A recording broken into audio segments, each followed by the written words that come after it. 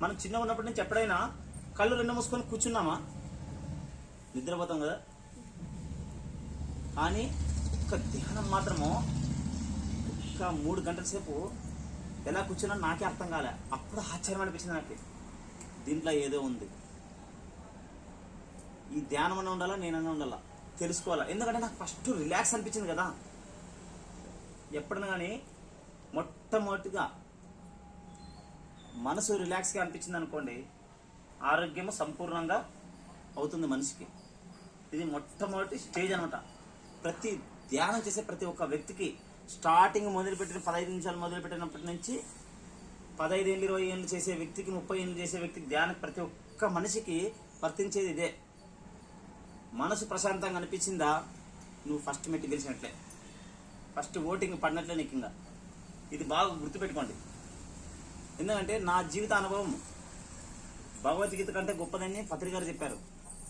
అది నిజమే కదా. ఇప్పుడు నాకే అనుభవం అయింది, నా అనుభవం నాకు గొప్పది కాబట్టి నాకు అప్పుడు అర్థమైందనమాట. దీంట్లో ఏమో ఉంది, దీని కథ నా కథ తెలిపోవాలా అని కూర్చునేవాడిని. గంటలు సాధన చేసేవాడిని. ఎప్పుడు సమయం దొరికితే అప్పుడు పిరమిడ్కి, చలో పిరమిడ్ పోవడం, గంటలు సాధన చేసుకోవడం. ఈ పిరమిడ్ ఎవరింట్లోనన్నా లేకుంటే ఖచ్చితంగా ఇది బాగా గుర్తు పెట్టుకోండి. ఇప్పుడు అనుకూలంగా లేకపోయినా ముందుకైనా ఖచ్చితంగా పిరమిడ్ కట్టుకోండి. పిరమిడ్ కట్టుకోలేని వాళ్ళు ఇంట్లో హ్యాంగింగ్ పిరమిడ్ అని చేసుకోండి. ఎందుకంటే భవిష్యత్తులో పిరమిడ్లు ఇంత అద్భుతంగా ఉపయోగపడతాయని మీకే అర్థమవుతుంది. ఎందుకంటే కొన్ని ఉదాహరణలు చెప్తాను నేను తర్వాతకి. నా జీవితంలో జరిగిన మార్పులు పిరమిడ్ వలన. ఇట్లాగా నాకు రోజు 41 రోజులు అయింది. గంటలు సాధన చేసి 41 రోజుల తర్వాత నాకు నా జీవితంలో పూర్తిగా మార్పు, ముఖ్యంగా శరీరంలో మార్పులు, పూర్తిగా సంపూర్ణమైన ఆరోగ్యం.